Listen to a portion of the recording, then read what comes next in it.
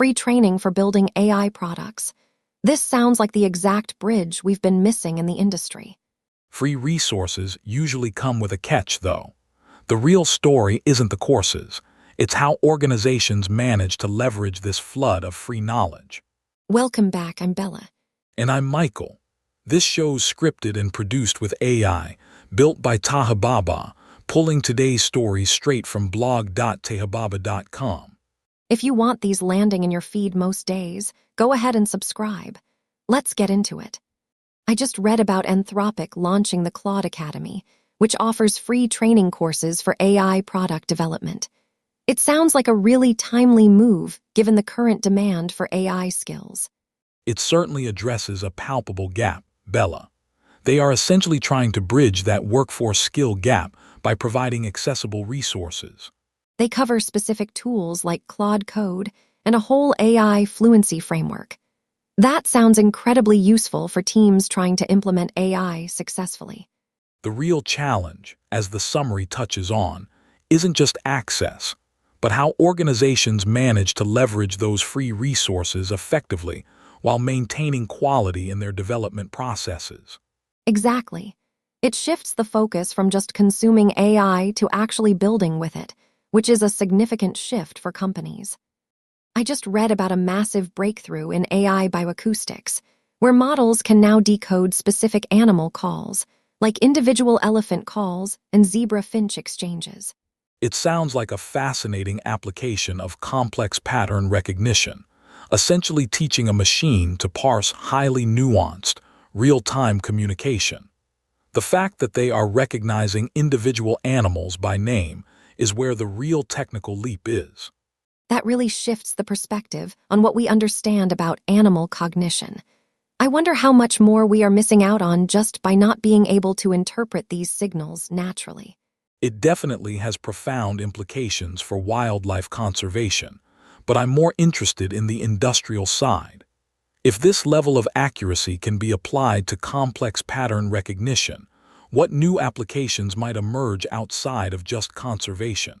Perhaps real-time ecological monitoring becomes hyper-detailed. Imagine AI tracking animal populations and their immediate environmental responses with unprecedented accuracy. Or maybe the real future lies in bridging that gap between human and animal communication entirely. It moves the conversation from observation to true interaction, doesn't it? Wow, we started today with a really heavy piece from the Vatican about AI. It's about algorithms deciding who gets visibility and who stays invisible.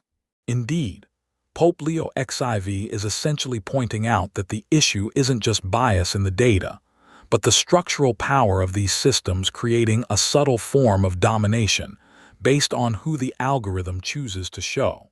That's chilling.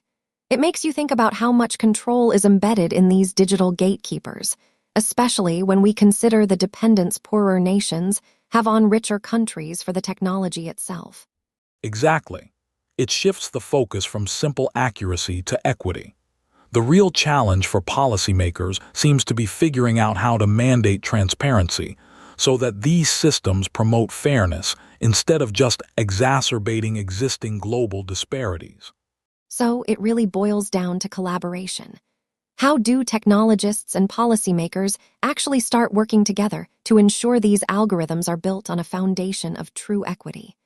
So Apple Music is introducing a badge for AI-generated tracks starting later this year. That seems like a big step toward transparency. It is, but it also highlights the growing industry effort to address synthetic media. The fact that a third of uploads are already AI-generated makes this move quite timely. It really makes you wonder about authenticity, doesn't it? How do you even track royalties when the creation process is so different? Exactly. It forces musicians and distributors to grapple with the future of creative labor and where the value truly lies in the production pipeline.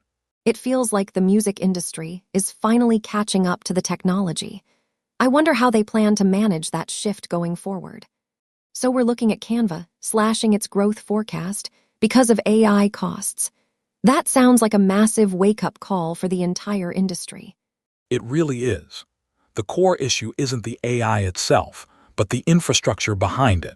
They're realizing that relying on those premium frontier models is simply unsustainable when you scale usage. It makes sense that cost management has to become central to the AI strategy, especially when we see other companies like Figma and Uber struggling with similar pressures. Exactly. It shifts the focus from simply adopting the newest tool to building a cost-efficient architecture. Success in AI adoption seems to hinge less on sheer scale and more on careful financial strategy. So the takeaway is that innovation needs to be paired with serious cost discipline. It sounds like the race isn't just about who can build the biggest model, but who can manage the operational expense. It's fascinating how the economics of AI inference are completely changing the game. It sounds like these interactions aren't just free usage. They're real expenses that scale with every prompt. Exactly. Traditional software has near zero marginal costs, but every AI interaction is like paying for every mile on a truck. That shifts the entire economic model. So companies like Canva and Figma had to learn that AI isn't just a nice tool. It's actually a cost center that needs proactive management. That's a huge shift in perspective. It really is. The immediate takeaway is that managing these hidden AI expenses is now just as critical as managing the software itself. It's about accounting for usage, not just subscriptions. I just read about Open Router, and it sounds like a massive game changer for managing AI costs. It really is. The core idea is routing tasks to the most cost-effective model without sacrificing the quality of the output. So it solves that classic problem where businesses end up overpaying for a one-size-fits-all AI solution. Exactly. It gives teams the ability to compare and switch models in real time, which is essential for dynamic optimization. It makes you stop asking, am I leveraging tools to optimize my AI spend, or am I just letting the expenses run away? Precisely. It shifts the focus from simply using AI to strategically managing the financial implications of that usage. I just saw some news about thumbnailcreator.com automating the thumbnail process entirely. It sounds like they can turn a video URL into professional thumbnails automatically. It's a prime example of AI reducing operational friction, which is exactly what we've been tracking. It skips the entire manual prompt and design phase for creators. The part that really caught my attention is that the AI analyzes the video content itself to generate those options. It completely eliminates the need for manual layout design. Exactly. It shifts the focus from the tedious creation process to simply optimizing the AI-generated results. That real-time editing capability adds another layer of efficiency to the workflow. So this isn't just a shortcut. It fundamentally changes how content creators manage their pipeline. I wonder how quickly this will become standard across the industry. I suspect it will rapidly become the baseline, forcing everyone else to adopt similar automation to keep up with the speed of content production. And that brings us to the end of this edition. Indeed, before we sign off, let's run through some quick hits from the AI sphere. Here we go. LinkedIn's AI slop flag reaches 1 million clicks. And the next update is that Slackbot now operates as an open MCP client. That's today's show, scripted and produced with AI by Tahababa. You can read the full write-up anytime at blog.tehababa.com.